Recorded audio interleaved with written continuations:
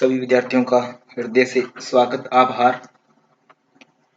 तो चलिए शुरू करते हैं। कल हमने हठ प्रदीपिका से 3rd यूनिट शुरू किया था, जिसमें हमने सबसे इंपॉर्टेंट टॉपिक मुद्राओं पर चर्चा की थी कि हठ प्रदीपिका के 3रे यूनिट में क्या है, मुद्राएं हैं। मुद्रा कितनी है? 10 मुद्राएं हैं।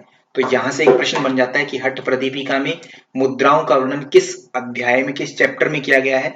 तो 3rd चैप्टर में। सिंपल प्रश्न। इसके बाद में दूसरा जो है प्रश्न ये आता है कि हठ प्रदीपिका में कितनी बताई गई हैं? तो कितनी बताई गई हैं? 10 मुद्राएं बताई गई है। क्लियर है? ओके, यहां से प्रश्न आता है। तो जो विद्यार्थी आज नए जुड़े हैं, कुमार धर्मेंद्र जी सबसे श्रेष्ठ, काफी उत्तम व्यक्ति हैं। इनका परिचय प्राप्त हुआ हमें आज, तो काफी श्रेष्ठ हैं। तो हालांकि सभी श्रेष्ठ हैं, कुमार धर्मेंद्र जी ज्यादा श्रेष्ठ है क्योंकि इनकी कुछ बातें ऐसी थी, जीवन की गाथा जो इन्होंने बताई। तो हाँ, तो जो भी व्यक्ति नए जुड़े हैं, तो अभी हमारी, क्योंकि आज 8 तारीख है ना, 8 दिसंबर, तो 7 दिसंबर तक, 1 दिसंबर से लेकर के 7 दिसंबर तक कंटिन्यू हम क्लासेस ले रहे हैं लाइव। और इनको अगर नहीं देखा है हठ प्रदीपिका की लाइव क्लासेस को, तो आप YouTube पर एक्यूरेट योगा लिख करके सर्च कर सकते हैं। एक्यूरेट योगा हठ प्रदीपिका बाय एक्यूरेट योगा ऐसा लिख करके सर्च कर सकते हैं, ताकि आप जुड़ पाए। ठीक है, तो ये वहां पर सिलेबस को देख लेंगे, वहां पर जो क्लासेस हुई है उनको देख लेंगे, ताकि आप इस क्लास से जुड़ जाएं। कहने का मेरा अर्थ ये है कि बीच में आए तो बहुत से विद्यार्थियों को ऐसा हो सकता है कि समझ में ना आए चीज, क्योंकि जो फाउंडेशन है वो शुरुआत, जो फर्स्ट यूनिट है वहां से शुरू हो रही है हमारी, हठ प्रदीपिका का परिचय आदि। तो वो मैंने सभी के सभी क्लासेस को यूट्यूब पर डाल दिया, वहां देख सकते हो, क्योंकि ये हमारी फ्री क्लासेस चल रही है लगभग 10 तारीख तक, है ना। तो इसीलिए हर एक क्लास को हम YouTube पर भी डाल देते हैं और यहाँ पर भी चलती है। और हमारे वेबसाइट जो है पेड मेंबर है, वहां से वो वहां भी देख सकते हैं इन सभी क्लासेस को। ठीक है, तो स्पेशल रिकॉर्डिंग की इनकी भी हमने हठ प्रदीपिका की और गेरंट संहिता की YouTube पर डाल दी है, वहां भी आप स्पेशल रिकॉर्डिंग अगर सुनना चाहें, एक तो होती है क्लास की रिकॉर्डिंग, एक होती है स्पेशल रिकॉर्डिंग। तो हठ प्रदीपिका में YouTube पर आप जाएं और वहां पर एक्यूरेट योगा लिख करके सर्च कीजिए, ये लोगो दिखेगा, चैनल का नाम दिखेगा। प्ले लिस्ट में जाएं और वहां हठ प्रदीपिका और गेरंट संहिता की प्ले लिस्ट में देखिए आप। ठीक है, तो वहां पर आपको ये सारी चीजें दिख जाएंगी और वहां से आप देख सकते हैं कि स्पेशल रिकॉर्डिंग कैसी होती है। वो 10 के 10 यूनिट सेम हमारी वेबसाइट पर आपको मिल जाते हैं। तो इसके बाद ये आगे चलते हैं। सुषुम्ना हठ प्रदीपिका में सबसे पहले, क्या स्क्रीन आप सभी को दिख रही है प्रिय विद्यार्थियों? कुमार धर्मेंद्र जी, क्या आपको स्क्रीन दिख रही है?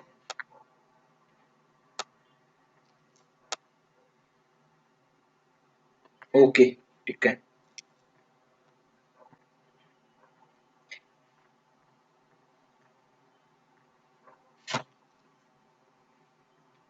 Thank you, thank you. तो 3rd यूनिट में हमने शुरुआत में बताया कि सुषुम्ना के पर्यायवाची बताए गए। पर्यायवाची मान इसके डिफरेंट नेम, क्या नाम से हम पुकारते हैं इसको, गेरंट हठ प्रदीपिका में कहा गया है सुषुम्ना, शून्य पदवी, ब्रह्मरंध्र, महापथ, शमशान, शांभवी, मध्य मार्गी। हम कल चर्चा कर चुके हैं, इसलिए हम इसका रिकैप ले रहे हैं। बंद धातु, बंद की बात की तो बंद, बंधने धातु में घई प्रत्यय लगा करके बंद शब्द बनता है। संस्कृत का ये है, प्रत्यय और उपसर्ग होते हैं जो संस्कृत में, उस पर चर्चा की गई थी। मुद्रा, मुद हर्ष धातु में रक प्रत्यय लगा कर मुद्रा शब्द बनता है, जिसका अर्थ होता है कीमती अथवा प्रसन्नता लाने वाली कोई स्थिति विशेष, है ना, मुद्रा। हठ प्रदीपिका में कितनी मुद्राएं मानी गई है? 10 मुद्राएं। आसन कितने माने गए? स्मिता जी, आसन कितने माने गए हैं हठ प्रदीपिका में? राखिशा जी, आसन, आसन कितने हैं? 15।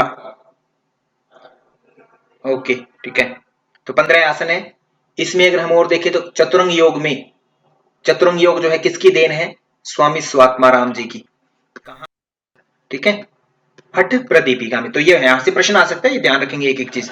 चतुरंग योग में क्या क्या शामिल है, ये भी अपने आप में एक प्रश्न है। आसन, कुंभक, मुद्रा और नादनुसंधान, ये चारों चीजें शामिल है, क्रमानुसार याद रखना है। आसन कितने? 15, कुंभक 8, मुद्रा 10, नादनुसंधान 4। तो आसन और कुंभक पर हम चर्चा डीपली कर चुके हैं पहली 7 क्लासेस में। तो जिन्होंने नहीं देखा है तो वो यूट्यूब पर जाकर के देख सकते हैं, अनपेड मेंबर। और जो पेड मेंबर है वो हमारे पोर्टल पर, वेबसाइट पर जाकर के देख सकते हैं। ठीक है, जहां से आप सारी की सारी वीडियोस देखते हैं, वहां से देख सकते हैं। वहां क्विज भी आपको मिल जाती है और फिर क्विज भी सॉल्व कीजिए साथ ही साथ। आपने सपोज आज परचेज किया है बहुत से विद्यार्थियों ने, तो उनको मैं बता देता हूं कि वहां पर हालांकि फर्स्ट यूनिट से स्टार्ट होती है हमारी क्विज भी। तो अगर आप मेरे साथ चलेंगे तो ज्यादा बेटर रहेगा। हठ प्रदीपिका अगर हम करवा रहे हैं 5th यूनिट से, तो वहां पर भी जाकर के आप 5th यूनिट को ही ओपन कीजिए और वहां से हठ प्रदीपिका ओपन करिए और वही वहां पढ़िए, क्विज कीजिए, क्योंकि साथ साथ में चलेंगे तो अच्छा होगा थोड़ा थोड़ा, क्योंकि आपको एक साथ में चीज मिल गई सारी की सारी 10 के 10 यूनिट रिकॉर्डेड फॉर्मेट में। तो वो एक साथ अगर आप फर्स्ट यूनिट से लगेंगे तो आपको हो सकता है बहुत सी चीजें ऐसा लगे कि सर मुझे समझ में नहीं आ रहा, बहुत से नए विद्यार्थी। तो उनसे बस इतना सजेशन है कि आप अगर हठपर दीपिका सबसे पहले करेंगे तो आपको अच्छे से समझ आएगी सारी चीजें, है ना। बाकी आपकी मर्जी, आप जहां से भी शुरू कीजिए, अगर आप अच्छे स्टूडेंट हैं, है ना, अगर आपके अबव 65% के आसपास अगर आप मास्टर में आपने गेन किया है किसी भी सेमेस्टर में, तो इट मींस आप अधिकारी हैं कि आप चीजों को अच्छे से समझ सकते हैं, सभी चीजों को कहीं से भी शुरू कर सकते हैं आप। तो मैं बात कर रहा था आसन 15, कुंभक 8, मुद्रा 10 और नादानुसंधान की 4 अवस्थाएं बताई गई है। तो मुद्राओं में 10 मुद्राओं में क्या क्या शामिल है? महामुद्रा, महाबंध, महावेद, खेचरी, उड्डयन बंध, मूलबंध, जालंधर बंध, विपरीत करणी, वज्रोली और शक्ति चालन, ये 10 मुद्राएं बताई गई हैं।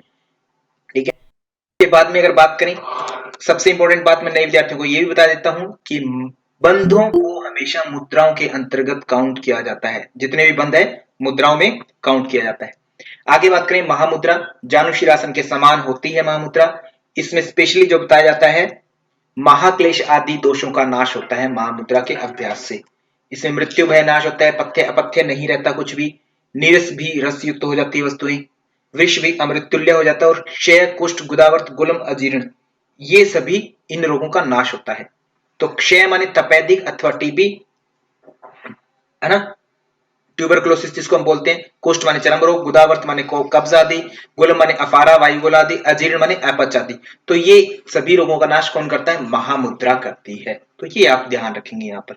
तो यहां से प्रश्न पूछा जा सकता है आपसे कि महाक्लेश किस मुद्रा से होता है? केवल और केवल एकमात्र मुद्रा है महामुद्रा। ठीक है, और इसमें पूछा जाए कि क्षय, कुष्ठ आदि रोगों का नाश कौन करता है? तो ये भी महामुद्रा है। इसके अलावा कुछ और वस्तुएं भी है, वो भी हम बताएंगे आगे आसन अभ्यास। तो महाबंध दूसरा, महाबंध की बात करें तो महाबंध जो होता है प्राणों की ऊर्ध्व गति को रोकता है। कल बच्चे ने पूछा भी था सुधांशु पंत जी ने कि प्राणों की ऊर्ध्व गति को रोकने का मतलब क्या है? यहाँ नेगेटिव अर्थ में यूज किया है इसका। वैसे प्राणों को ऊर्ध्व गति की ओर करना चाहिए, है ना। बहुत से जैसे महाखग प्राण को ऊर्ध्व गति में कर देता है, एक कोई बंध है जिस पर हम चर्चा करेंगे आज। ठीक है, ध्यान देंगे, यहाँ से प्रश्न भी आया हुआ है ना। उड्डयन बंध वो ऊर्ध्व गति को प्रदान करता है, परंतु कुछ ऐसी स्थितियां भी होती है, आपको सुना होगा कि योगी लोग जब अपना प्राण त्याग करते हैं तो वो कहां से त्याग करते हैं? कि अपने सिर से सहस्त्रार चक्कर से अपना प्राण त्याग करते हैं, ऐसा सुना होगा, है ना। भगवत गीता का अगर आपने अध्ययन किया तो भगवत गीता में एक फोटो छपी रहती है, उसमें एक योगी है जो अपने प्राणों को निकाल रहा है, माने प्राण देह से निकाल दिए जाते हैं। तो कहने का अर्थ है, नेगेटिव अर्थ भी है इसका और पॉजिटिव अर्थ भी है। यहां पर जो वर्ड यूज हुआ है कि प्राणों की ऊर्ध्व गति को रोकना, वो नेगेटिव अर्थ में है, माने मृत्यु को रोकता है महाबंध एक तरह से, है ना। तो वर्ड आप यही याद रखेंगे, मृत्यु याद नहीं रखेंगे, क्या याद रखेंगे? प्राणों की ऊर्ध्व गति को रोकना। तो आपसे प्रश्न यही पूछा जाएगा कि निम्न में से बताइए कौन सी वह मुद्रा अथवा वह बंध है जो प्राणों की ऊर्ध्व गति को रोकता है? तो महाबंध। क्लियर, महान सिद्धियां प्रदान करता है। कालपाश मंत्र समय नामक जो बंधन है कहता है उसको भी दूर कर देता है। त्रिवेणी संगम होता है ईड़ा पिंगला सुषुम्ना का, और जिससे मन जो होता है केदार में लगता है। तो केदार श्लोक में आया, तो एज इट इज याद रखें कि केदार में मन लगा किसके अभ्यास से लगता है? महाबंध के अभ्यास से। उसके बाद में महावेद। तो अभी हमने चर्चा की महामुद्रा और महाबंध, दोनों के आगे महा शब्द लगा था, महा और यहां भी महावर्ड आया। तो ये तीनों महा कैटेगरी वाले हैं, ये एक समान है तीनों के तीनों, और तीनों का ही एक साथ मतलब हम सोचते हैं, इनके बारे में जानते हैं, और ऐसा ही हमें जानना है। 10 मुद्राएं हैं, 10 में से केवल 3 ही ऐसी है जिनके आगे महावर्ड लगता है। इसमें भी महावेद महा लगा, महामुद्रा में भी महा लगा, महाबंध में भी सबसे आगे महा लगा। तो इसलिए हम इन तीनों को इकट्ठे याद करेंगे। ठीक है, केदार माने आज्ञा चक्र की बात कर रहे हैं ये, वैसे केदार का मतलब, है ना। ठीक है, परंतु यहां इन्होंने वर्ड नहीं लिखा है।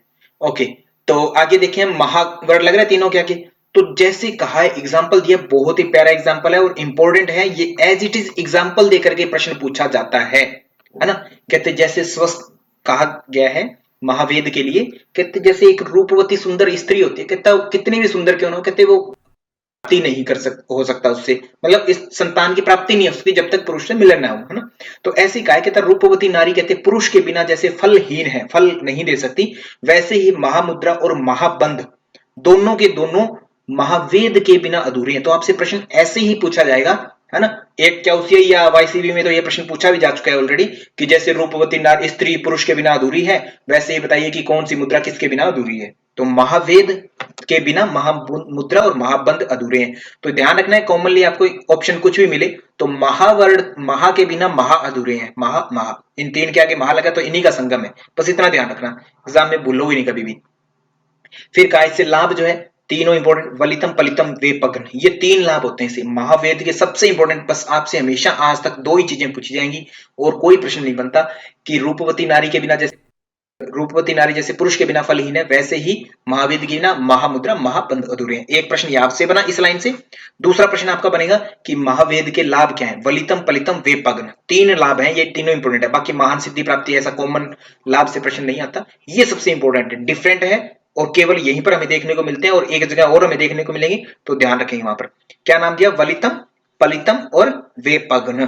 ठीक है, तो ये तीनों याद रखेंगे। वलितम का अर्थ झुर्रियां, पलितम का अर्थ बाल पकना, सफेद होना, और वेपग्न माने कंपन, माने शरीर में वाइब्रेशन होने लगती है, ज्यादा अनकंट्रोल हो जाता है। इसके बाद में अगर हम देखें और इसकी स्पेशलिटी ये है, ये भी पूछा जा सकता है आपसे कि महावेद में क्या करते हैं, तो कूल्हों की ताड़ना की जाती है स्पेशली इसमें, है ना, कूल्हों की ताड़ना से संबंधित है ये, क्योंकि मैं कल करवा चुका हूं इसलिए हम ज्यादा समय नहीं लगाएंगे इसमें, है ना। तो महामुद्रा, महाबंध, महावेद, फिर मैं बता रहा हूं तीनों के आगे लगा है तो माने इन तीनों का एक विशेष रूप से जोड़ा है, और इन तीनों के लिए कहा गया कि दिन में प्रत्येक 3 घंटे बाद इनको करना चाहिए। माने इस प्रकार से 24 घंटों में अगर हर 3 घंटे बाद करेंगे तो कितनी बार हो जाएगा, लगभग 3 × 8, है ना, तो 8 टाइम्स करना पड़ेगा इसको, तो 8 बार करने का कहा गया है तीनों को इकट्ठे एक दिन में। फिर आगे खेचरी मुद्रा, यही हम कल कर रहे थे, यहीं पर हमारी क्लास जो है संपन्न हुई थी इसको करते करते। तो बताया था कि कब खेचरी मुद्रा है क्या, परिभाषा याद रखेंगे, खेचरी मुद्रा में मुख्य रूप से क्या क्या करना चाहिए। ऑप्शन आपको एक से ज्यादा चुनने के लिए आते हैं कई बार, एक या दो, है ना, एक और दो, दोनों, है ना, ऐसे कहते। तो एक लाइन आपको ये दे दी जाएगी, कपाल कुहर में जीभ को प्रविष्ट करना, दूसरी दृष्टि को भ्रूमध्य में लगाना, तो दोनों ही बातें सत्य है। ऐसा नहीं है कि केवल जीभ को कपाल कुहर में लगा दी और खेचरी होगी ना, दृष्टि को भी भ्रू मध्य रखना है, तो ये भी ध्यान रखना है। दृष्टि कहां होगी आपकी, भ्रू मध्य माने आज्ञा चक्र में, दोनों आईब्रोज हैं उनके बीचों बीच आप देखेंगे, क्लियर।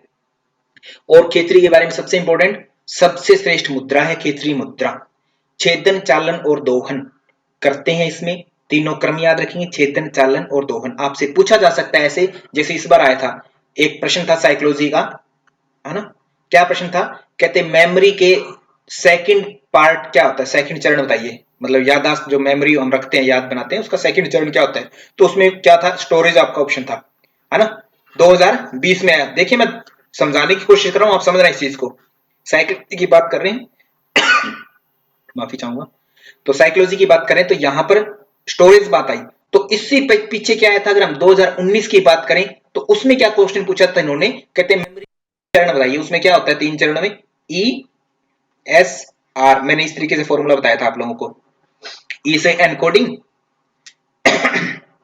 एनकोडिंग, एस से स्टोरेज और री से रिट्रीवल माने पुनः प्राप्ति। तो इसमें बात ये है, देखो डीप में तो मैं नहीं जाऊंगा इसके पूरा अच्छे से, है ना, जिन बच्चों को जब हम साइकोलॉजी पढ़ेंगे तब पढ़ेंगे इसको डीप में, मैं जो समझाने चाह रहा हूं वो बात समझना कि 2019 में एग्जामिनर ने क्या पूछा आपसे, कहता मेमोरी के चरण बताइए, तीनों के तीनों पार्ट बताइए कि मेमोरी हमारे दिमाग में कैसे स्टोर होती है। कहते पहले एनकोडिंग होती है, किसी चीज को हम कोडिंग में समझते हैं, और फिर स्टोरेज होता है, उसका स्टोर कर लेते हैं, और जब भी हमें उसकी जरूरत पड़ती है तो हम उसको कहते हैं कि हाँ हाँ भाई हाँ हाँ, जैसे मान लो कल क्लास में आए आप, ठीक है, तो सुनीता जी ने कुछ, सुधांशु जी ने कुछ प्रश्न पूछा था कल, है ना, तो मेरे दिमाग में एनकोडिंग होगी, स्टोरेज भी हो गया। आज जैसे ही उस बात की मेरे दिमाग में आया तो मैंने नाम ले दिया कि हाँ ये क्वेश्चन सुधांशु पंत जी ने पूछा था कल, रिट्रीवल हो गया माने पुनः प्राप्ति, तो ये तीन हो गए ESR, इस पर में पूछा गया। तो कहने का मेरा मतलब ये है कि 2019 में क्या पूछ रहा है एग्जामिनर आपसे कि मेमोरी के तीनों चरण बताइए, 2020 में क्या पूछ रहा है कि इसका दूसरा चरण बताइए, केवल ये बीच वाला बताइए कहते। तो सेम यहां से भी आपको मैं कह रहा हूं कि छेदन, चालन, दोहन, यहां से भी आपसे यह प्रश्न बन सकता है कि खेचरी मुद्रा में तीनों चरण बताइए, है ना, क्या क्या होता है, क्रमानुसार रखिए, छेदन चालन दोहन होगा या चालन दोहन छेदन होगा या दोहन चालन छेदन होगा, कुछ भी आगे पीछे सीक्वेंस कर दिया तो राइट सीक्वेंस आपको पता होना चाहिए, छेदन पहले होगा माने काटा जाएगा पहले, फिर उसका चालन होगा, मूवमेंट होगी, उसको मतलब मसाज वगैरह करेंगे, फिर उसका दोहन करेंगे माने नवनीत आदि के माध्यम से दोहन करेंगे, है ना। तो माने 3 चीजें होंगी, छेदन, चालन, दोहन। यहाँ श्लोक में देख सकते हैं, छेदन, चालन, दोहे, कला, वर्धये तावत। तो एग्जामिनर ऐसी छोटी छोटी चीजों से प्रश्न पूछता है, इसको अच्छे से समझ लेंगे आप। छेदन, चालन और दोहन करके जीव को लंबा करना है। या एग्जामिनर डायरेक्ट ऐसे पूछ लेगा कि खेचरी मुद्रा करते समय दूसरे चरण में क्या करना चाहिए, अंतिम चरण में क्या करना है, या पहले चरण में क्या करना है। तो सबसे पहले में करना है छेदन माने काटना है, फिर चालन मतलब मूवमेंट करनी है कि जीव काम कर रही है, फिर उसके बाद में दोहन माने मसाज आदि का करना है। ठीक है, तीनों याद रख लेंगे। फिर उसके बाद में कहा गया कि खींचड़ी करनी कैसे, कहते तुहर के पत्ते के समान जीवा को काट लेना, उससे ऐसे हथियार से तीखे से हल्का सा।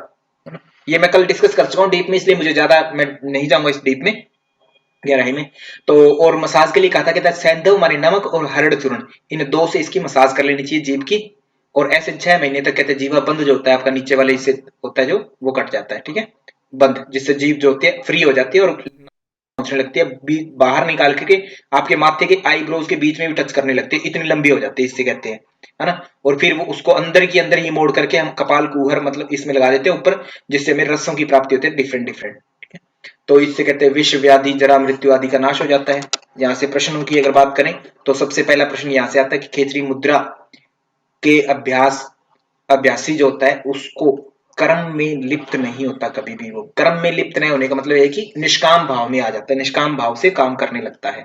ठीक है, काल चक्र में नहीं बनता, उसका बिंदु जो होता है वह स्खलित नहीं होता स्त्री आलिंगन से भी, और चित्त जो होता है शून्य में विचरण करता है। तो सबसे इंपॉर्टेंट पार्ट एक और है कि खेचरी मुद्रा को व्योम चक्र कहा गया है। व्योम चक्र माने उल्टा चक्र, एक तरह से जीव को मोड़ लेते हैं हम, व्योम, है ना, व्योम चक्र। और व्योम का अर्थ एक और होता है आकाश, है ना, आकाश भी होता है व्योम चक्र माने जीव व्योम चक्र में लगाते हैं। व्योम चक्र सिद्ध सिद्धांत पद्धति के अनुसार देखें तो सिद्ध आकाश चक्र बताया गया ऊपर, तो कहते हैं आकाश चक्र में जीव को लगा देते हैं, व्योम चक्र, ये अर्थ है। ठीक है, तो याद रखेंगे खेचरी को ही व्योम चक्र कहा जाता है।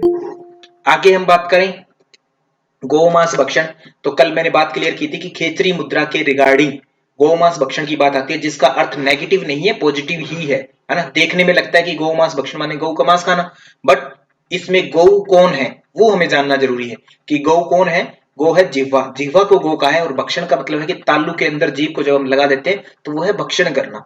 अमर वारुणी की बात करें तो अमर वारुणी माने जो जो अमृत जो होता है हमें अम्र कर दे, है ना, जो मरने न दे। तो कहता जो रस हमें यहाँ से मिलता है अगर वो टेस्ट हम करने लग जाए किसी भी तरीके से, तो उसको हम पीकर के कभी मरेंगे नहीं, कभी बुढ़ापा नहीं है, कभी जरा नहीं होगी, कभी मृत्यु नहीं होगी। तो यहाँ पर दो बात मैंने बताई कि गौमांस भक्षण करने वाला और अमर वारुणी का पान करने वाला, ये दो ही व्यक्ति स्वामी स्वात्मानंद जी कहते हैं कि कुलीन है मेरी नजरों में, अच्छे कुल के हैं। बाकी सब तो कहते हैं कुल घातक है, मतलब कुल का नाश करने वाले हैं।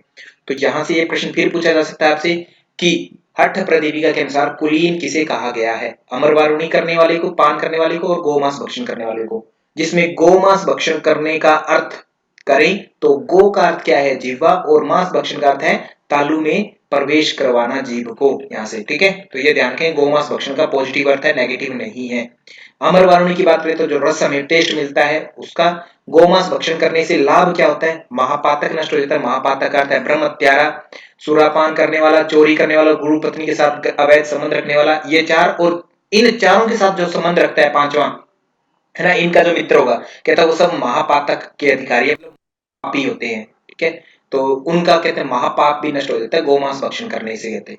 तो ये हुआ। उसके बाद में खेचरी से रिलेटेड मैंने और बात बताई थी कि इसके करने से अष्ट सिद्धियां की प्राप्ति हो जाती है, अगम, अणिमा, गरिमा, महिमा, लघिमा, वशित, इशित प्राप्ति और प्राकाम्य, ये होता है। और इसी के रिलेटेड हमने और बात की थी कि सृष्टि का बीज जो है कहते प्रणव है, तो किसी बच्चे ने शिव कहा था, है ना। जबकि ये मैं फिर बता देता हूँ कि प्रणव को जब हम संस्कृत से हिंदी में लाते हैं तो उसका अर्थ ओंकार करते हैं, ओम करते हैं। तो प्रणव का अर्थ है ओंकार से। सृष्टि का कहता है एकमात्र बीज किसे कहा गया है, प्रणव को। एकमात्र मुद्रा माने सबसे श्रेष्ठ मुद्रा खेचरी, और एकमात्र निरालंब माने परमात्मा। निरालंब का अर्थ है कि जिसको किसी का आलंबन की आवश्यकता नहीं है, सहारा नहीं चाहिए किसी का भी, वो सबका सहारा है परंतु उसका कोई भी सहारा नहीं है ना। परमात्मा कहता है एकमात्र निरालंब, बिना सहारे के जो रहता है, बिना सहारे के जीवन जीता है, कहता वो कहता है परमात्मा, है ना। एकमात्र अवस्था कहते हैं मनोन्मनी अवस्था, माने सबसे हाईएस्ट स्टेट कौन सी कहते हैं, मनोन्मनी अवस्था। जब हमारी नाड़ियां आदि शुद्ध हो जाती है, सबसे हायर स्टेट जो होती है हमारी कॉन्शियसनेस की, मनोन्मनी अवस्था को कहा गया। अब आता है उड्डयन बंध, आज का विषय अब शुरू होता है। अभी तक हमने रिकैप लिया है कल का, ठीक है। उड्डयन बंध, तो सबसे श्रेष्ठ मुद्रा की बात की थी हमने, श्रेष्ठ मुद्रा ध्यान रखेंगे। मुद्राओं में श्रेष्ठ खेचरी मुद्रा। जब आपसे पूछा जाए श्रेष्ठ बंद कौन सा है, तो क्या है, उद्यान बंद। इस बात को ध्यान रखेंगे, ठीक है। तो सबसे श्रेष्ठ बंद कौन सा है, उद्यान बंद। यहां से प्रश्न पूछा जाएगा सबसे श्रेष्ठ बंद। जब उद्यान बंद करते हैं हम पेट से करते हैं, मूलबंध जो होता है गुदा से संबंधित हमारे जेनिटल ऑर्गन से रिलेटेड है मूलबंध, और जो हमारा उद्यान बंध है वो हमारे स्टमक से रिलेटेड है, ये दिख रहा होगा यहाँ पर, इसमें स्टमक से रिलेटेड। और जालंधर बंध जो है तो हमारे गर्दन से रिलेटेड है ना। तो इसमें ध्यान रखेंगे कि उद्यान बंध में क्या करते हैं, उधर जो है हमारा पेट है उसको नाभि में लगाते हैं, पीछे की तरफ खींच के लगाते हैं, सांस लेते हैं पूरा पूरा और फिर छोड़ देते हैं, पेट पीछे लग जाता है। तो विधि मैं फिर बार बार कहता हूं, ऑब्जेक्टिव स्टडी जब हम कर रहे हैं तो विधि अपने लिए इतनी खास मायने नहीं रखती। अगर थोड़े बहुत प्रश्न आते हैं विधि से तो आप इजीली उनको सोल्व कर जाते हैं, है ना। ज्यादा से ज्यादा ये पूछेगा कि पेट को नाभि के पीछे लगाना कौन सा बंद कहलाता है, तो सिंपल है, इसमें तो कोई ज्यादा आपको लगने की जरूरत ही नहीं है कि क्या है क्या नहीं। इतना तो प्रैक्टिकल, अगर आप एमए के विद्यार्थी हो तो आपको पता ही होता है, ठीक है। तो यहां पर मैं जो बता रहा हूं सबसे इंपॉर्टेंट पॉइंट जो आया भी हुआ एग्जाम से, मैंने अभी भी महाखग की बात, कहता सुषुम्ना के अंदर कहता एक प्राण होता है ना, उसमें वायु जाती नहीं है वैसे तो। क्यों, क्योंकि उसका मुख जो होता है सुषुम्ना का, जो कुंडलिनी जो होती है वो पकड़ करके सोई हुई रहती है नीचे से मूलाधार चक्कर में।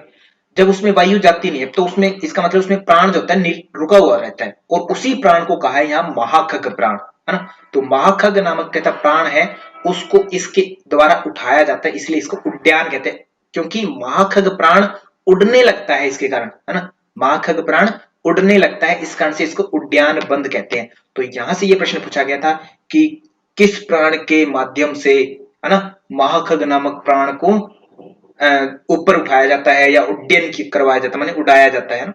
तो किसके सहायता से, उड्डयन बंद के द्वारा। तो ये इंपॉर्टेंट हो गया, दो क्वेश्चन, श्रेष्ठ बंद का एक क्वेश्चन, दूसरा महाखग प्राण का दूसरा क्वेश्चन, ठीक है, उड्डयन बंद से। और तीसरा इंपॉर्टेंट, कहते मृत्यु रूपी हाथी के लिए सिंह के समान है, कहता मृत्यु को हाथी कहा गया है यहाँ, कहता हाथी जो जैसे हाथी पर शेर ऊपर बैठ जाता है, कहता शेर जो होता है हाथी के गर्दन पर चढ़ जाता है, और उसको कहता इतना बड़ा हाथी होता है फिर भी शेर छोटा है, फिर भी शेर जो होता है हाथी पर विजय पा लेता है ना, उसको मार देता है, शिकार कर लेता है। तो कहता ऐसे मृत्यु जो है एक हाथी के समान है, अगर उद्यान बंद एक शेर के समान है, कहता इसका अभ्यास करोगे तो मृत्यु पर भी आप विजय पालोगे। तो यहां से भी प्रश्न आ सकता है कि मृत्यु रूपी हाथी के लिए सिंह के समान किसकी तुलना की गई है, किसकी तुलना की गई है, उद्यान बंद से, ठीक है। तो तीसरा प्रश्न ये बन गया। बस 6 मास में मृत्यु विजयी होता है और वृद्धि भी युवक के समान हो जाता है, ये बाकी के इसके लाभ है, ये भी आप देख लेंगे। तो उद्यान बंद आप इंपॉर्टेंट है, याद रख लेंगे, बिल्कुल इंपॉर्टेंट का पार्ट, एक एक लाभ पूछा जाता है आपसे एग्जाम में। फिर है मूलबंध। मूलबंध की बात करें तो जेनाइटल ऑर्गन से रिलेटेड है, आपके प्रजनन संस्थानों अंग, प्रजनन अंग है वहां से संबंधित है। यहां कहा गया है कि एडी से, एक एडी को आप लेंगे और उसको, आपका जो एनएस वाला पार्ट होता है, गुदा पार्ट है ना, जिससे हम मल इंद्रिय बोलते हैं, मल का निष्कासन होता है, स्टूल का निष्कासन होता है। एक होता है आपका यूरेथ्रा, जिससे आपका यूरिन का निष्कासन होता है। उन दोनों के बीच में एक गैप होता है ना, वहां पर कही गई है सीवनी नाड़ी, सीवनी नाड़ी। उस सीवनी नाड़ी पर कहते हैं एडी को लगाइए, है ना, एडी को लगाइए और उससे उसे दबाइए, उस सीवनी नाड़ी को कहा गया योनि, योग की भाषा में। अब ये ध्यान रखेंगे कि योनि का अर्थ ये नहीं है कि केवल फीमेल ऑर्गन से इसको नहीं कहा जाता। योग की भाषा में कहते हैं कि हर, चाहे वह पुरुष है चाहे वह स्त्री है, सभी में कहता योनि भाग होता है। योनि भाग मतलब जो कि एक तरह से मैं कहूं सीवनी नाड़ी के पास की बात कही है इन्होंने, कहते सीवनी नाड़ी के अंदर कहते योनि भाग होता है सभी के अंदर, तो चाहे मेल है चाहे वो फीमेल है, सभी में। तो कहते उसी को, अथवा हम गुदा की बात करें, एनएस की बात करें, कहता उसका आकुंचन करना है। एडी को कहां लगाना है, सीवनी नाड़ी पर, सीवनी नाड़ी को दबा देना है। उसके बाद में एनएस का आकुंचन करना है, जैसे कि गाय भैंस, है ना, मल त्याग के पश्चात करती हैं, आकुंचन प्रसारण करती है अपने गुदा का, है ना। तो कहते वैसे ही करना है और फिर अपान को ऊपर की ओर खींचना है, यही मूलबंध है। तो विधि याद रखेंगे, यहाँ विधि से प्रश्न आया हुआ है, इंपॉर्टेंट है। तो कहां से रिलेटेड है, जेनाइटल ऑर्गन से, माने योनि अथवा गुदा को आकुंचन करना है, दबाना है सीवनी नाड़ी को। क्लियर होगा क्या इससे, वेरी वेरी इंपॉर्टेंट, बहुत ज्यादा इंपॉर्टेंट, प्राण और अपान की एकता होगी। इससे पहले प्राण अपान है क्या चीज, हालांकि आगे डिस्कस करेंगे फिर से, बट मोटा मोटा मैं यहां पे ब्यौरा दे देता हूं। प्राण मुख्य प्राण, है ना।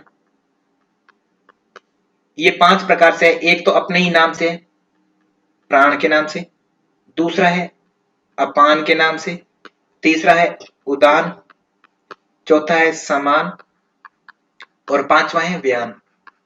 ठीक है, ये मुख्य प्राण, मुख्य प्राण। फिर है उप मुख्य या उप प्रधान, है ना, या गौण प्राण, अलग अलग नाम है इसके। उप प्राण ये क्या है, ये भी 5 है। नाग, कूरम, क्रिकर, क्रिकर अथवा क्रिकल भी लिखा जाता है कई कई जगह पर, क्रिकल, है ना, देवदत्त और धनंजय। तो ये क्या है, 5 आपके प्राण और 5 उप प्राण है पूरे के पूरे। याद रखेंगे इनमें। प्रश्न एकमात्र इतना ही आ जाता है बहुत सी बार नेट जेआरएफ, जब आप योगा के विद्यार्थी हैं या वाईसीबी करना चाहते हैं या क्या उसे करना चाहते हैं, कुछ भी, हर जगह यही काम आएगा। देखो सिलेबस सेम है सभी जगह का, कुछ भी आप पढ़ रहे हैं, किसी भी एग्जाम की तैयारी करते हैं योग में, तो सिलेबस सभी का सेम है, कोई डिफरेंट ही नहीं है, है ना। तो आपको चीज तो सभी पता होनी चाहिए। तो हाँ, मैं बात कर रहा था, प्रश्न क्या आ जाता है यहाँ पर कि निम्न में से बताइए कि उप प्राण कौन सा है या कौन सा नहीं है। 4 आपको प्राण दे देंगे और 1 उप प्राण दे देंगे, तो आपको छांटना होगा। तो 5 उप प्राण कौन से, 5 मुख्य प्राण कौन से, उनके बारे में आपको पहले पता होना चाहिए। ठीक है, अब इसके बारे में यहां बात चल रही थी प्राण और अपान की। तो प्राण जो होता है वो कहां होता है, वो होता है आपके हृदय प्रदेश में। ठीक है, नासिका से हृदय तक प्राण माना जाता है। अपान जो होता है वो आपका प्रजनन अंगों से संबंधित नाभि से एरिया है, नाभि से नीचे का जो एरिया होता है, गुदा का भाग, बड़ी आंत का जो भाग है, वो अपान का भाग माना जाता है। तो कहते हैं जब आप मूलबंध लगाते हैं तो उससे क्या होता है कि नाभि के नीचे की जो वायु कहते हैं वो ऊपर की ओर उठेगी, है ना, और ऊपर कौन है, प्राण है, वो हल्का सा नीचे की तरफ आएगा। तो ये दोनों का मिलन हो जाएगा, प्राण और अपान का मिलन होगा। ठीक है, ऐसे ही कहा कि नाद और बिंदु की एकता हो जाती है, मूलबंध के अभ्यास से नाद और बिंदु की एकता हो जाती है। और जिन भी कोई भी व्यक्ति या विशेष औरत या पुरुष कोई भी है जिनको अपने मूत्र और मल अधिक आते हैं, मोशन वगैरह ज्यादा आते हैं, या बहुत में यूरिन की प्रॉब्लम होती है, और ये प्रैक्टिकली आप कर सकते हैं, इसको देख सकते हैं, इसको मिला करके, है ना, इसको प्रैक्टिकल करके देख सकते हैं कि मल मूत्र की अल्पता हो जाती है, जिनको यूरिनेशन बहुत ज्यादा होता है, बार बार होता है ना, बूंद बूंद करके आता रहता है पेशाब या बार बार जाता है, तो ये रियल में प्रैक्टिकल करने योग्य है मूलबंध, है ना। बहुत से ऐसे हैं मुझे मिलते हैं जब मैं योग शिविर करता हूँ या लगाता हूँ ना, कई बार मैंने लगाए तो मिलते हैं, तो कईयों को बताया तो वास्तव में इससे लाभ होता है ना, मूलबंध से। तो आप भी घर पर कर सकते हैं, बस ये ध्यान रखें कि पहले दिन ज्यादा नहीं करते। दिखने में बिल्कुल आसान लगती है क्रिया, है ना, परंतु कई बार क्या होता है कि आसान लगती है तो इस चक्कर में कोई दर्द तो होना नहीं इसमें शरीर में, तो ज्यादा कर देते हैं, 50-60 बार कर गए, है ना, अगली बार पता लगा अगले दिन की कॉन्स्टिपेशन हो गया या नाभि भी ऊपर चली गई, तो नुकसान हो जाता है। तो कहने का मतलब हर चीज को शुरू करें, धीरे धीरे करें, है ना, धीरे धीरे रेमना, धीरे से सब होए, माली सिंचत सोगड़ा, रुत आए फल होए। तो ये सागर जी बोलते होते कई बार, हमारे प्रिय विद्यार्थी इसमें, है ना, कई बार कहावत बोलते सागर जी, तो उनसे, है ना, उनकी बात है कि धीरे धीरे सब काम होते हैं, धीरे धीरे, आराम आराम से, कोई भी काम जल्दबाजी नहीं। तो धीरे धीरे इसको करना है। शुरुआत में पहले दिन 5 बार कर सकते हैं, दूसरे दिन 6 बार, धीरे धीरे फिर 6 दिन, है ना, हफ्ते तक 6-6 रखिए, और ऐसे लंबा धीरे धीरे बढ़ाइए मूलबंध का अभ्यास।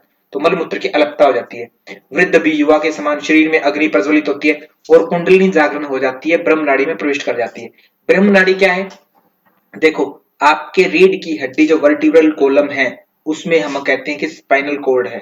ठीक है, स्पाइनल कॉर्ड माने सुषुम्ना है, बिल्कुल है। उसके अंदर कहते हैं एक नाड़ी है ना, उसके अंदर क्या कहा गया, एक नाड़ी है, कहते हैं इसके अंदर भी नाड़ी है। कौन सी नाड़ी है, कहते हैं इसके अंदर है ब्रह्म नाड़ी। ठीक है, वैसे में बताया तो चित्रा की भी बात आई, शिव संहिता में बात करें तो चित्रा की बात आई, परंतु यहां पर सुषुम्ना के अंदर केवल ब्रह्म नाड़ी की बात की है। कहते हैं जो कुंडलिनी है वो सुषुम्ना के अंदर होती हुई उसके भी अंदर एक और नाड़ी होती है ब्रह्म नाड़ी, कहते हैं उसमें प्रवेश कर जाती है, ब्रह्म नाड़ी कर जाती है कुंडलिनी। माने मूलबंध के अभ्यास के फायदे क्या हुए, प्राणापान का मिलन, नाद बिंदु की एकता और मल मूत्र की अल्पता और कुंडली का जागरण होना, है ना। तो ये इसके लाभ बताए गए हैं। यहाँ जालंधर बंध की बात करें तो जालंधर बंध के लिए क्या यूज किया वर्ड, जालंधर बंध के लिए कहा है मध्य चक्र, है ना, मध्य चक्र कहा गया। तो ये इंपॉर्टेंट है काफी, यहां से प्रश्न आया नहीं है बट आएगा जरूर, कभी भी आ जाए। मध्य चक्र किसे कहा गया है, जालंधर बंध को कहा गया, ध्यान रखेंगे। हम सोचने में ऐसा लगता है हमें कि मूलबंध और जालंधर बंध के बीच में तो कौन होता है, उड्डयन बंध होता है ना, कॉमन सेंस व्यक्ति लगाएगा तो ऐसे ही लगाएगा बिना पढ़े, बट यहाँ स्पेशली कहा है कि मध्य चक्र कौन है, जालंधर बंद ही है। तो आप कोई तुक्का नहीं लगाना है, आपको कभी भी एग्जाम में ध्यान रखेंगे अच्छे से, मध्य चक्र मतलब जालंधर बंद। ठीक है, आगे अगर हम देखें, कंठ को संकुचित करते इसमें हृदय में होते हैं। ठुड्डी को वैसे हम प्रैक्टिकली बात करते हैं तो क्या कहते हैं कि ठुड्डी को हम कहां लगाएंगे, हम लगाएंगे कहते हैं ठुड्डी को कंठकूप में लगाएंगे, परंतु यहां जब भी बात करते हैं हम हृदय में लगाने की बात करेंगे, माने इतना नीचे की तरफ झुक जाओ कि हृदय तक आपकी ठुड्डी पहुंच जाए। हृदय जो होता है आपके स्टर्नम के जस्ट पीछे, वहां तक पहुंच जाए। फिर इससे लाभ क्या होता है, कहते हैं जरा मृत्यु का लाभ होता है, कंठ संबंधी रोग ठीक हो जाते हैं। सोम स्त्राव कहते हैं चंद्रमंडल जो है हमारा ऊपर की तरफ पिट्यूटरी ग्लैंड कहते हैं वहां से रस गिरता रहता है, और नीचे जब सूर्य मंडल है हमारी नाभि में, वहां गिर करके भस्म होता रहता है। कहता है जो सोम स्त्राव रहता है वो जठराग्नि में गिर करके भस्म होने से रुकता है, और वायु का प्रकोप नहीं होता। 16 आधारों पर नियंत्रण होता है, ये सबसे इंपॉर्टेंट पॉइंट कि किसके अभ्यास से 16 आधारों पर नियंत्रण होता है। एकमात्र ये जालंधर बंदी है जिसके करने से 16 आधारों पर नियंत्रण होता है। ठीक है, इंपॉर्टेंट, वेरी वेरी इंपॉर्टेंट। और वायु का प्रकोप नहीं होता। ये दोनों चीजें किसे, जालंधर बंद से रिलेटेड है। और जालंधर बंद का नाम क्या है, मध्य चक्र। ठीक है, तो ये चीज आप ध्यान रखेंगे, मध्य चक्र किसे कहा गया है, जालंधर बंद को। नीचे भी देख सकते हैं, मध्य चक्रम इदम ज्ञेयम षोडशाधार बंधनम, नीचे देखेंगे श्लोक में ना। नीचे मैं श्लोक देता हूं रेफरेंस के लिए कि बच्चे को ऐसा ना लगे नहीं कि कहीं से कुछ भी बोल दिया है ना, ऐसा नहीं है। एक एक चीज रेफरेंस के अनुसार है ना, ताकि आप अगर आप पीएचडी भी करेंगे ना तब भी आपके दिमाग में रहेगा कि ये बात आई थी तो आई कहां से थी, क्योंकि आप नेट हो जाएगा तो नेट के बाद में ऑब्वियस सी बात है पीएचडी तो सभी को करनी है ना। ऐसा तो है नहीं नेट करके बैठ गए घर पर ही, तो पीएचडी से लगभग सभी करेंगे, तो पीएचडी करेंगे तो ये चीजें फिर से काम आएगी रेफरेंस, और पीएचडी में बिना रेफरेंस के कोई बात ही नहीं होती। तो रेफरेंस के साथ में आपको एक एक चीज बताई जाती है ताकि आप नेट का एग्जाम में है कोई दिक्कत ना हो आपको बिल्कुल भी, है ना। जेआरएफ जिसको करना है या नेट करना है इनका, तो ये बात है। अब चलते आगे, विपरीत करनी। विपरीत करने की बात करें तो विपरीत कर देना शरीर को, वही विपरीत करनी है। सिंपल सीधा क्या होता है, सिर ऊपर रहता है पैर नीचे रहते हैं, विपरीत कर देना इनको, मैंने सिर को नीचे कर लो आप और पैरों को ऊपर कर लो। नॉर्मली क्या होता है कि हमारा जो शरीर में नाभि जो एरिया हमारा नेवल जो है वहां पर सूर्य मंडल बताया जाता है, सूर्य मंडल, सूर्य मंडल बताया जाता है। और मस्तिष्क में हमारा क्या बताते हैं, चंद्रमंडल बताते हैं मस्तिष्क में। ठीक है, तो हमेशा क्या होता है कॉमनली चंद्रमंडल हमारा ऊपर की ओर रहता है, माने सिर ऊपर रहता है, और नाभि जो होती है नीचे रहती है। इस कारण से हमारे चंद्रमंडल से कहते हैं सोमरस, कहता सोमरस होता है ना, जिससे कहते हैं हमारा जीवन बनता है। ऐसे योगी लोग मानते हैं कि तो वो जो होता है हमारे फूड पाइप के थ्रू होता हुआ सूर्यमंडल में जाता है और गिर करके भस्म हो जाता है, हमारे कोई काम नहीं आता। कहता उसको सेव करें, तो कहते उसको कैसे सेव करें, कहते उसको सेव करना है तो आप इसको उल्टा कर दीजिए, कहते सूर्य को ऊपर कर दो चंद्र को नीचे कर दो, और इससे क्या होगी जो कुछ रस जो रहता है वो यही बचा रह जाएगा चंद्र के पास ही, जितना भी रस होगा। तो वैसे ऐसे कर दो। तो इसलिए कह रहे कहते नाभि ऊपर कर दीजिए और ताल जो है नीचे कर दीजिए, माने सिर जो है आपका नीचे की तरफ कर दीजिए, या सूर्यमंडल ऊपर की और सौरमंडल नीचे की ओर, सौरमंडल माने चंद्रमंडल। ठीक है, तो इससे क्या होता है, कहता जठराग्नि बहुत ज्यादा बढ़ती है, ये भी प्रैक्टिकल करनी होगी है ना। विपरीत करनी, जिसको भूख नहीं लगती हो है ना, तो 2-3 दिन करने से ही, मात्र 2-3 दिन में ही आपको भूख जबरदस्त लगने लगती है विपरीत करनी करने से, इससे जठराग्नि बढ़ती है। और सबसे इंपॉर्टेंट 6 मास में वलितम पलितम नाश हो जाता है। तो अब मुझे ये बताइए, कोई नए विद्यार्थी से हम पूछते हैं जिन्होंने आज की कक्षा ली है, कुमार धर्मेंद्र जी हैं क्या, पंत जी, वलितम पलितम है ना, वलितम पलितम का नाश विपरीत करने के अलावा और किससे होता है, क्या कोई बात आई है हमारी, ऐसे चर्चा हुई है। वाह, प्रियंका तोमर जी बहुत बढ़िया, यस यस महावीर, हाँ जी हाँ जी हाँ जी बिल्कुल महावीर, जी जी जी बहुत बढ़िया, सभी इंटेलिजेंट हो गए हैं, जबरदस्त पढ़ रहे हैं भाई, हैं? मेरी उम्मीदों से ज्यादा अच्छे से पढ़ रहे हैं। पूजा जी महावेद, सुधांशुकम जी महावेद, हाँ जी प्रियंका जी महावेद। ठीक है, तो विपरीत करने के अलावा और कहा है वलितम पलितम महावेद से। तो अब प्रश्न क्या बन जाता है, देखो अब प्रश्न की अप्रोच देखो बदलता कैसे एग्जामिनर। अब आपसे प्रश्न वो पूछता है कि वह मुद्रा या उन अभ्यासों का चयन कीजिए जिससे वलितम पलितम का नाश होता है। नीचे क्या कहेगा प्रश्न, उन अभ्यासों का चयन कीजिए जिससे वलितम पलितम होता है। तो हठ प्रदीपिका के अनुसार, अकॉर्डिंग टू हठ प्रदीपिका, तो आपसे ऑप्शन दे देगा वो, विपरीत करनी है ना, महावेद, मूल बंध, उद्यान बंध है ना, और आगे दे देगा ऑप्शन में मैं ऐसे लिख रहा हूँ, थोड़ी राइटिंग में आप समझ लेंगे मुझे लगता है ना। एक एंड दो, फर्स्ट ए ऑप्शन चुनिए, कहता है 1 एंड 2 दोनों, है ना। बी ऑप्शन में एक्स वाई जेड और कुछ, तब आपको ऑप्शन चुनना होगा ए एंड बी दोनों ही है ना। समझ में आई मैं बात क्या बता रहा हूँ। तो ऐसे प्रश्न भी आ जाते हैं एग्जाम में, हमेशा ऐसे आते हैं टफ लेवल के, क्योंकि टाइम आपके पास काफी होता है। एक प्रश्न के अनुसार आपके पास average on an average 1 minute से ज्यादा का टाइम रहता है। बट मेरा जो मैं बात बता रहा हूं, एग्जामिनर आपका टाइम वेस्ट करवाना चाहता है, इसलिए वो प्रश्नों की अप्रोच बदलता है। वो डायरेक्ट भी तो पूछ सकता है कि वलितम पलितम किससे रिलेटेड है, विपरीत करनी है, महावेद, सिंपल। बट वो क्वेश्चन की अप्रोच बदल देगा कि आपका वहां पर टाइम ज्यादा लगने लग जाता है ना। जितना लगना चाहिए था नॉर्मल, उससे ज्यादा लगता है। पढ़ने में जितनी चीजें आसान लगती है, क्वेश्चन करते समय चीजें उतनी ही मुश्किल लगने लगती है।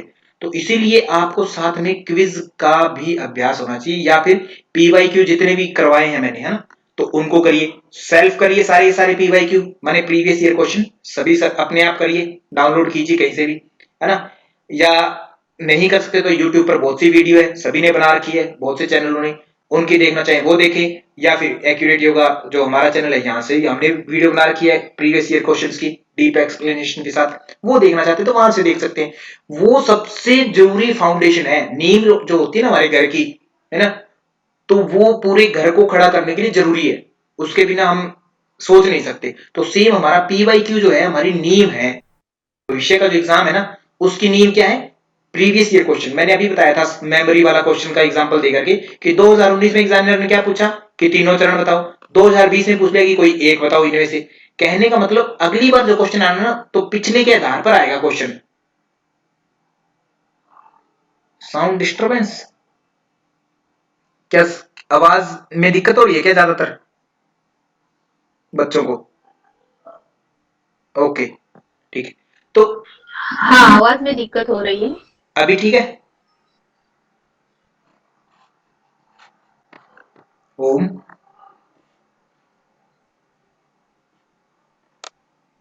Okay, thank you. हाँ, तो मैं कह रहा था कि जो हमारी फाउंडेशन है वो हमारी स्ट्रांग होनी चाहिए। स्ट्रांग कब होगी, जब हम प्रीवियस ईयर क्वेश्चंस को सॉल्व करेंगे अच्छे से। 100 नहीं कि आप गए आज ही और आज ही पीवाईक्यू को सॉल्व करने लगे, नहीं। पहले पढ़िए सब्जेक्टिव, सब्जेक्टिव का मतलब सार पहले पढ़िए, सारी चीजों को अच्छे से पढ़िए, फिर उसके बाद में ऑब्जेक्टिव अप्रोच पर आइए। हम डायरेक्ट ही क्या करते हैं, सभी बच्चे सबसे पहले ऑब्जेक्टिव की बुक खरीद लेते हैं और सबसे पहले ऑब्जेक्टिव क्वेश्चन को टिक करते जाते हैं और पूरी बुक कर देते हैं। आखिरी में फिर उनको कहते हैं सारी कर दी, कहते हैं हाँ जी कर दी, कहते हैं दोबारा करके दिखाओ। दोबारा करने बैठते हैं तो फिर उनको फिर से दिक्कत होती है उत्तर देने में, है ना, क्योंकि सब पढ़ा है फिर भी। कारण क्या है कि बच्चे ने पहले सब्जेक्टिव मैटर इस चीज को नहीं पढ़ा, एज ए सब्जेक्टिव हम जो पार्ट पढ़ रहे हैं ऐसे नहीं पढ़ा। सबसे पहले क्विज मत करिए, सबसे पहले चीजों को पढ़िए अच्छे से, उसके बाद में ही क्विज वाले पोर्शन पर जाइए, डायरेक्ट मत जाइए कभी भी, चाहे कुछ भी हो, ठीक है। चाहे ये एग्जाम दे रहे हैं नेट का या कोई और गवर्नमेंट का एग्जाम दे रहे हैं किसी भी तरीके का, तो वो न करें।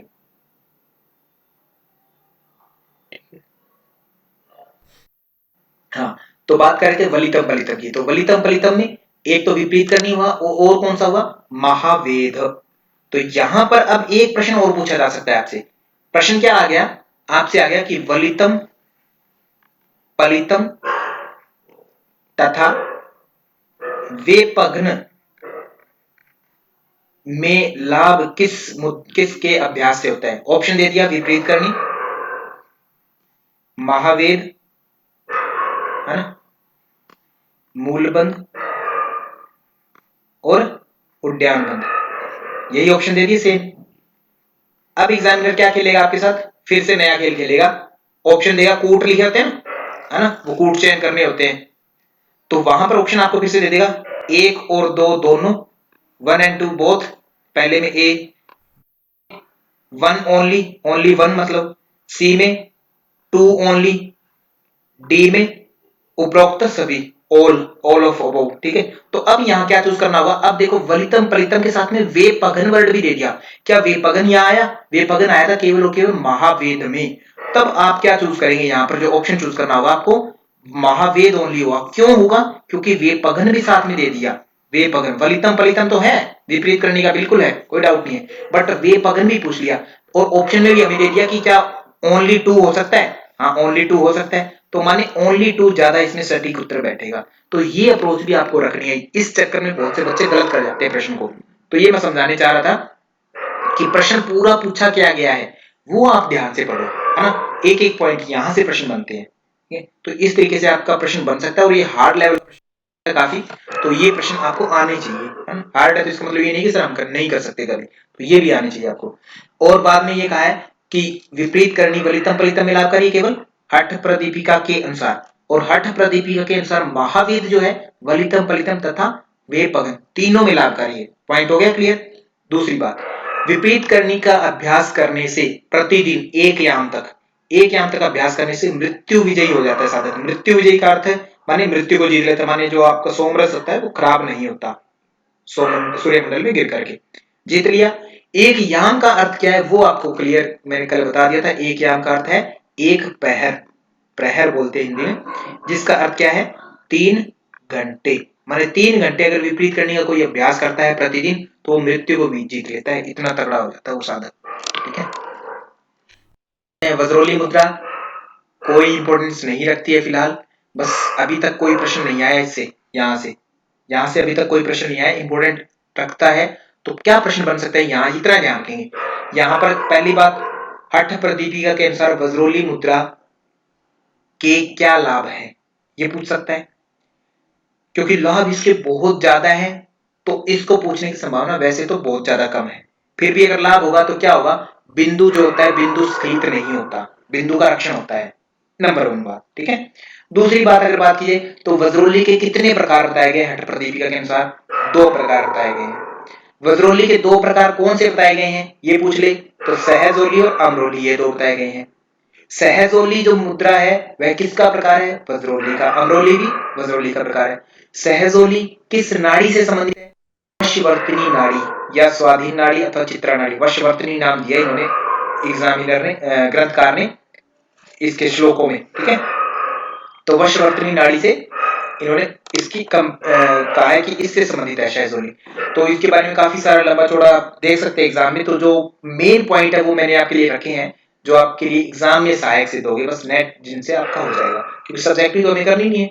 सहजोली की बात करें तो कहता जल जो होता है उसमें कहते गोबर भस्म, गोबर का जो उपला होता है ना, उसको कहते हैं अच्छे से जला लीजिए और उसकी भस्म जो बन जाती है, राख जो होती है उसको मिला लीजिए गोबर में, गोबर की भस्म को जल में मिला दीजिए और फिर वो जो पानी हो जाएगा काला काला, कहता उसको लिंग के द्वारा कहते खींचना चाहिए, है ना। जनन जो पुरुष अंग है जनन उसके द्वारा खींचना चाहिए, है ना। तो सिंचन करना ये है सहजोली।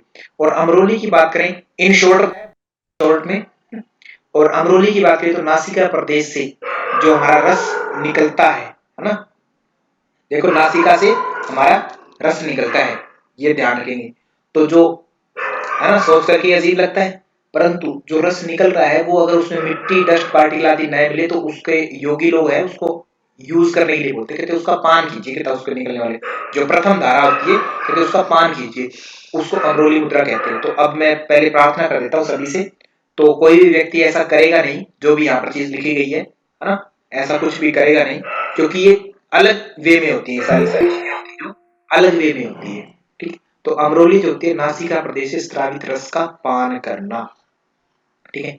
तो इससे लाभ क्या क्या होते हैं, कहता अगर स्त्रियां इसको करें तो स्त्रियों में जो 7वीं धातु होती है रज होती है, रज का रक्षण होता है और भूत भविष्य का ज्ञान हो जाता है और आकाशगामिनी हो जाती हैं।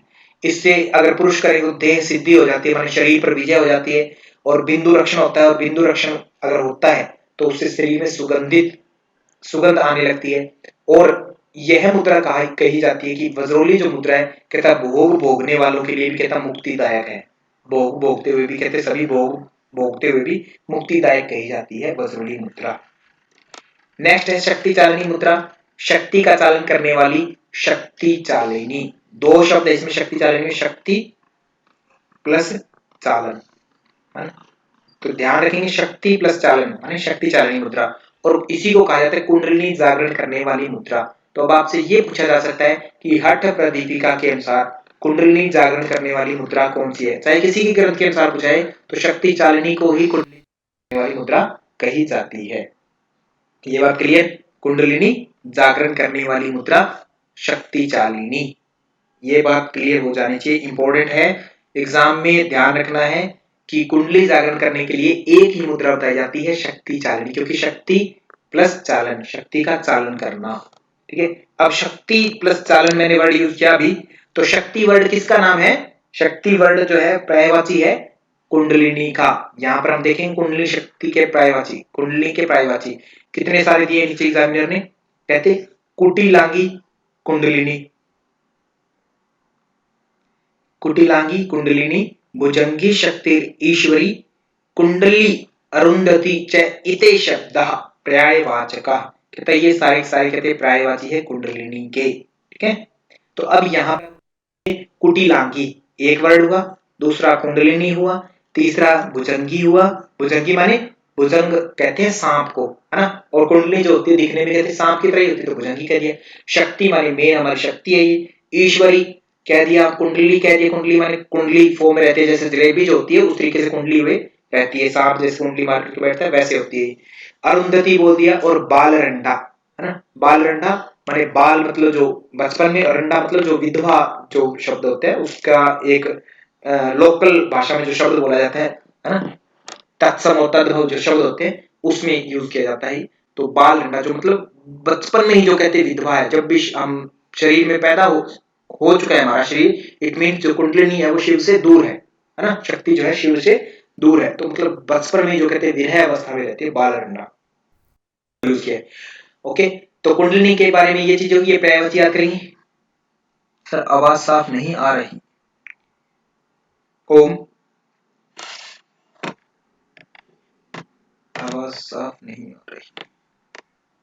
ओम,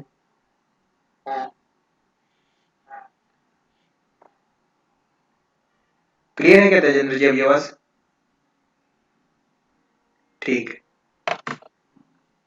थैंक यू। तो हमने क्या बात की अभी तक? सुषुम्ना की बात कर ली। सुषुम्ना की बात में अब आ गए हम कुंडलिनी पर। ठीक है, सुषुम्ना की बात हम कर चुके हैं, अब बात कर रहे हैं हम कुंडलिनी की। तो सुषुम्ना के पर्यायवाची भी आपको अलग से याद रखने हैं, और कुंडलिनी के भी पर्यायवाची आपको अलग से याद रखने हैं। क्लियर? नेक्स्ट पॉइंट, ईड़ा और पिंगला दो नाड़ियां होती है। ईड़ा और पिंगला दो नाड़ियां बताई थी। ईड़ा को क्या कहा था हमने? गंगा। पिंगला को यमुना कहा था। इन दोनों के बीच में कहते हैं बाल रंडा कुंडली रहती है, और यही विष्णु का परम पद है। बस आपको ये ध्यान रखना है कि कुंडली रहती कहाँ है, कहाँ बताया गया? बाल रंडा के रूप में ईड़ा और पिंगला के बीच में, है ना, यहाँ बताई गई है। कहते हैं जिस प्रकार चाबी से हठपूर्वक हम द्वार खोलते हैं, वैसे योगी कुंडली से मोक्ष द्वार का भेदन कर लेता है। कुंडली को हमेशा पूंछ पकड़कर ही जगाना चाहिए। ठीक है, बस इतना सवाल। यहाँ से प्रश्न जो आना है वो इतना ही है कि कुंडली के पर्यायवाची बताइए, बस ये पर्यायवाची कुंडली के और क्या क्या नाम हो सकते हैं, और कुंडली को जगाना कैसे चाहिए? हमेशा पूंछ पकड़ करके। फिर है कुंडली के स्थान। कुंडली के स्थान की बात करें तो कहते हैं मूलाधार में कंध के ऊपरी भाग में पाई जाती है, और कंध क्या है? कहते हैं मूलाधार से एक बिंदु ऊपर 4 अंगुल चौड़ा श्वेत वस्त्र में लिपटे हुए, जैसे माणिक्य मोती आदि जो होते हैं, कहते हैं उसके समान कुंडली का जो कंध जो होता है उसका जगह है, और उस कंध के अंदर कुंडली वो सुप्त अवस्था में रहती है। कुंडली जो होती है योगियों के लिए तो कहते हैं मोक्ष कारक है, मोक्ष दिलाने वाली, और मूढ़ व्यक्ति जो होते हैं आलसी लोग उनके लिए बंधन कारक है कुंडलिनी। शक्ति चालनी की मुद्रा की बात कर रहे हैं हम। शक्ति चालनी जो चल रही थी, इस बीच में मैंने बात की शक्ति चालनी मतलब शक्ति प्लस चालन, और शक्ति पर अभी डिस्कस किया हमने। शक्ति किसका नाम है? कुंडलिनी का नाम है। और कुंडली को जगाना कैसे कहते हैं? पूंछ पकड़ करके। कुंडली जागरण करने वाली एकमात्र मुद्रा शक्ति चालनी है। शक्ति चालनी करनी कैसे है? वज्रासन में बैठ करके। तो वज्रासन का यहाँ पर अर्थ क्या है? तो पहले दिन जब हमने आसनों की क्लास ली थी, अगर आपको याद है, आसन पर हमने चर्चा की थी, आसन की क्लास की थी। वेरी गुड सुधांशु जी, बहुत बढ़िया।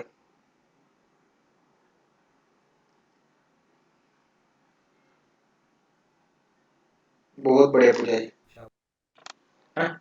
तो वज्रासन की बात करें तो वज्रासन हठ प्रदीपिका में 15 आसन है। देखा जाए तो वहां पर 15 आसनों में कहीं भी वज्रासन नहीं है। 15 आसनों में सिद्धासन है एक। सिद्धासन को ही वज्रासन कहा है। सिद्धासन के 3 नाम है अलग से। सिद्धासन के 3 नाम है। एक तो है वज्रासन, बहुत बढ़िया पूजा जी, तीनों नाम याद आपको, बहुत ही बढ़िया। वज्रासन, मुक्तासन और गुप्तासन। ठीक है, ये ट्रिक मैंने बता दी थी। वैमु गु, इस तरीके से आप याद रख सकते हैं। वैमु गु, वज्रासन, मुक्तासन और गुप्तासन, ये तीनों नाम सिद्धासन के हैं। गोरक्षासन किसका नाम है? क्या कोई बता सकता है गोरक्षासन किसे कहा गया है? हठ प्रदीपिका में गोरक्ष आसन, हठ प्रदीपिका में किसका नाम है? गोरक्षासन। हठ प्रदीपिका में किसका? भद्रासन। शिखा जी बहुत बढ़िया, भद्रासन सभी को पता है, प्रियंका तोमर जी, श्रीता जी, पूजा जोशी बलौनी जी, सबको पता है भद्रासन। वेरी गुड, बहुत बढ़िया। तो भद्रासन का जो अन्य नाम है गोरक्षासन है, तो ये भी ध्यान रख लेंगे। तो हाँ, तो यहाँ पर कहा वज्रासन में बैठ करके करना है, तो वज्रासन का मतलब क्या है? सिद्धासन ही असल में, बट इन्होंने इनडायरेक्टली बोल दिया। तो अब यहाँ से प्रश्न क्या अप्रोच लेके आता है, देखो नया प्रश्न क्या आता है, वो उस पर ध्यान देंगे हम, है ना। हमसे प्रश्न क्या पूछ सकते हैं एग्जामिनर? एग्जामिनर पूछेगा हठ प्रदीपिका के अनुसार शक्ति चालिनी मुद्रा किस आसन में करनी चाहिए। आपको उसने ऑप्शन दे दिया, है ना, वज्रासन, पश्चिमोत्तानासन, मयूरासन आदि 4 ऑप्शन दे दिए। तब आप किसको चूज कर लेंगे? डायरेक्टली वज्रासन को। नया प्रश्न आ गया अलग तरीके का, ये प्रश्न नहीं आया इस फॉर्म में। हठ प्रदीपिका के अनुसार किस आसन में करनी चाहिए, है ना। ऑप्शन दे दिए, सिद्धासन, खालिस्तान, कोई और आसन, पश्चिमोत्तानासन, या कोई भी भद्रासन, पद्मासन आदि कोई दे दिए। तो अब किसको चूज करेंगे? सिद्धासन, क्योंकि सिद्धासन का ही तो पर्यायवाची कौन है? वज्रासन है ना। ठीक है, तो ये आपको क्लियरिटी होनी चाहिए यहाँ पर कि कैसा प्रश्न आ गया तो कैसा उत्तर हमें देना है। क्योंकि ऑब्जेक्टिव स्टडी में क्या होता है कि आपका प्रश्न जितना इंपॉर्टेंट है उतना ही वही ऑप्शन जो है तब वो भी इंपॉर्टेंट है, कि प्रश्न जो पूछा गया है उसमें ऑप्शन क्या है उसके चारों के, है ना, तो उतना ही इंपॉर्टेंट होता है। प्रश्न जो पूछा जा रहा है उसकी दिशा बदल देता है आपका ऑप्शन। ठीक है, सपोज आपसे पूछ लिया कि हठ प्रदीप के अनुसार वस्त्र धोती की लंबाई कितनी है, आपने केवल याद कर रखा है 15 हाथ। एग्जामिनर ने 15 हाथ ऑप्शन ही नहीं दिया, ऑप्शन क्या दे दिया? 22.5 फुट में दे दिया ऑप्शन। तो जिसको की वैल्यू नहीं पता, है ना, तो वो फिर ये प्रश्न बिल्कुल भी तुक्के से सही हो जाए तो ठीक है, अदरवाइज तो गलत ही होगा उस बंदे का प्रश्न ही, है ना। तो अप्रोच जो होती है, मैं फिर बार बार कहता हूँ, ऑब्जेक्टिव स्टडी का मतलब ये है कि आपकी जो अप्रोच होती है वो आपके ऑब्जेक्टिव जो होते हैं, ऑप्शन दिए रहते हैं आपको, ऑप्शन दिए रहते हैं, उन पर डिपेंड करती है। ठीक है, 15 हाथ और 22.5 फुट एक ही बात है, ये हम कल चर्चा कर चुके थे। तो ऐसे ही मैं कह रहा हूं कि वज्रासन और सिद्धासन और मुक्तासन और गुप्तासन चारों एक ही चीज के नाम है, परंतु आपकी अप्रोच चेंज हो जाएगी जब आप प्रश्न आपको किस दिशा में दिया गया है और ऑप्शन उसके क्या दिए गए हैं उसको देख करके। ठीक है, तो यहाँ आगे मैं बात करता हूँ शक्ति चालिनी। कहता वज्रासन में बैठ कर कहता भस्त्रिका कुंभक का अभ्यास करना है, इससे कहते कुंडली जागरण का प्रयास करना चाहिए। और भस्त्रिका के बारे में हम चर्चा ऑलरेडी 8 कुंभकों में भस्त्रिका शामिल है। भस्त्रिका से हमने देखा था कि कुंडलिनी जागरण होती है, ब्रह्म नाड़ी का कफ दूर हो जाता है। और भस्त्रिका कुंभक से तीनों नाड़ियों, तीनों जो ग्रंथियां हैं उनका भी भेदन हो जाता है। 3 ग्रंथियों के नाम कोई बता सकता है क्या? 3 ग्रंथियां, भस्त्रिका कुंभक के अभ्यास से 3 ग्रंथियों का भेदन हो जाता है, वो 3 ग्रंथियों का नाम। हाँ जी, सर, विष्णु ग्रंथि, हाँ जी, ब्रह्म ग्रंथि और रुद्र ग्रंथि। बहुत बढ़िया राखी जी, बहुत ही बढ़िया। विष्णु ग्रंथि, हाँ जी, हाँ जी, ब्रह्म ग्रंथि जी जी और जी रुद्र ग्रंथि। जी जी, गुड गुड गुड, ग्रेट रुद्र ग्रंथि। जी, समझ आ गया मुझे, बहुत अच्छा। शाबाश राखी जी, बहुत अच्छी नॉलेज है आपकी, कैप्चर, है ना। बहुत से कहते हैं कि ग्रेस्पिंग पावर बहुत स्ट्रांग होती है बहुत से बच्चों की, एक बार में कैच कर लेते, तो राखी जी ने एक बार में सब कुछ ग्रहण कर लिया।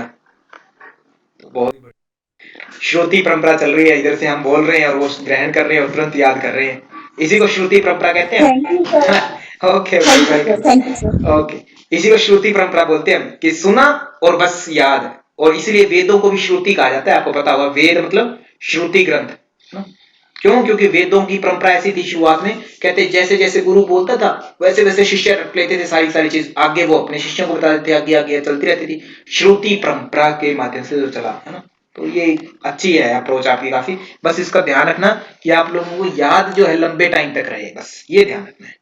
ठीक है, ओके सर। ओके ओके, ठीक। तो अब शक्ति चालिनी मुद्रा हो गई। प्रश्न क्या क्या आएंगे? वह मुद्रा बताएं जिससे शक्ति कुंडली जागरण होती है, शक्ति चालिनी, एक प्रश्न बन गया। दूसरा प्रश्न, शक्ति चालिनी मुद्रा करते समय कौन सा कुंभक आ जाता है? भस्त्रिका कुंभक। दूसरा प्रश्न, किस आसन में बैठना चाहिए, वज्रासन अथवा सिद्धासन? और क्या होता है शक्ति चालिनी मुद्रा के लाभ? कुंडली जागरण होता है, 72,000 नाड़ियों की शुद्धि हो जाती है और मृत्यु पर विजय प्राप्ति हो जाती है। नेक्स्ट अगर देखिए शक्ति चालिनी की कुछ और बात, कहते कुंडली जागरण करनी है तो भस्त्रिका जो कुंभक होता है, मैंने बताया था, भस्त्रिका कुंभक करते समय आपको ध्यान रखना है, रेचक पूरक करें खूब सारा, रेचक पूरक करना है। जब थक जाए तो अंत में सूर्य भेदी करना है ना, एक राउंड। सूर्य भेदी माने दाई नासिका से श्वास लेंगे और होल्ड करेंगे और बाई नासिका से छोड़ देंगे, माने सूर्य भेदी। तो यहाँ पर क्या है कि कुंडली को कहते चलाना चाहिए कितने समय तक, 2 मुहूर्त तक, सूर्य नाड़ी से पूरक करके प्रतिदिन चलाना चाहिए। माने सूर्य भेदी दाई नाड़ी से आपको रेचक करना है और फिर रोकना है और फिर निकाल देना है, माने सूर्य नाड़ी से। और फिर कहते हैं इससे क्या होता है, कुंडली जो होती है प्रवेश हो जाती है, ऊपर चले जाते हैं। तो कितने समय तक चलाने की बात कही गई है, प्रतिदिन। प्राण मुद्रा में कुंभक, सुधांशु मंत्री जी गहरी बात कर गए आप, मेरे समझ नहीं आई आपकी। प्राण मुद्रा में कुंभक, ठीक है। तो कुंडली जो होती है 2 मुहूर्त तक चलाने की बात कही है, इंपॉर्टेंट पॉइंट। आवाज आ रही है? ओम ओम आ रही है आवाज तो शायद सभी के पास। ओके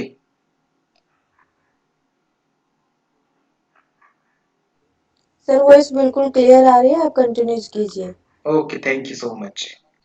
हाँ, तो कुंडली जो होती है कितने समय तक चलानी चाहिए, 2 मुहूर्त तक। 2 मुहूर्त का वैल्यू कितना है, एक मुहूर्त की अगर हम बात, एक मुहूर्त का मतलब होता है 2 घड़ी।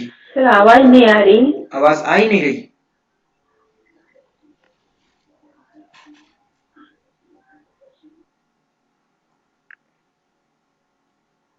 आप नेटवर्क देखिए एक बार, मेरे पास क्योंकि आवाज अच्छे से आ रही है, एक बार रीज्वाइन करिए आप, ठीक है। ओके, तो मुहूर्त जो होता है 2 मुहूर्त तक कुंडली का चलाना है। इसमें ये ध्यान रखें कि एक मुहूर्त की वैल्यू है 2 घड़ी। एक घड़ी की कितनी वैल्यू होती है, एक घड़ी कह दीजिए आप या एक घटी कह दीजिए, घटी वर्ड भी आपको मिल सकता है या घड़ी, वैल्यू सेम है। एक घटी की वैल्यू बताएगी 24 मिनट, MINUT, है ना, मिनट। एक घड़ी की वैल्यू 24 मिनट, एक मुहूर्त में 2 घड़ी माने 48 मिनट तक सूर्य नाड़ी के प्रतिदिन चलाना, माने भस्त्रिका कितना करना है, 2 मुहूर्त तक करना है और फिर सूर्य नाड़ी से पूरक कर प्रतिदिन चलाना है, ठीक है। और कुंडली के अभ्यासी को एक मंडल माने 40 दिन में सिद्धि के लक्षण दिखाई देने लगते हैं। जो शक्ति चालनी का अभ्यास करता है उसको लगभग 40 दिन में ही सिद्धि के लक्षण दिखाई देने लगते हैं, बशर्ते वह ब्रह्मचर्य का पालन करता हो, पथ्य भोजन करता हो और परिमित भोजन माने सीमित मात्रा में, है ना, भोजन करता हो। पथ्य भोजन भी, हितकारी भोजन भी हमें सीमित मात्रा में करना चाहिए, वही मिताहार है, ठीक है। तो पथ्य भोजन भी सीमित मात्रा में करना। तो ये जो होता है ऐसा जो व्यक्ति, हाँ जी, शक्ति चालिनी के फिर कितने स्टेप हो गए? शक्ति चालिनी के केवल और केवल एक ही स्टेप है, वज्रासन में बैठे भस्त्रिका कुंभक किया, भस्त्रिका कुंभक करते समय लास्ट में हमें सूर्य नाड़ी से पूरक करना है, ठीक है, सूर्य नाड़ी से पूरक करना है। बस हुआ, एक ही ऑल ओवर अगर देखे तो बस स्लाइड 2 बन गई, है ना। ठीक है। Okay, clear. और यहीं पर हम आज का जो है हमारा विषय संपन्न करते हैं। कल हम चतुर्थ यूनिट करेंगे, 4th उपदेश। किसी का कोई क्वेश्चन है तो पूछ सकता है।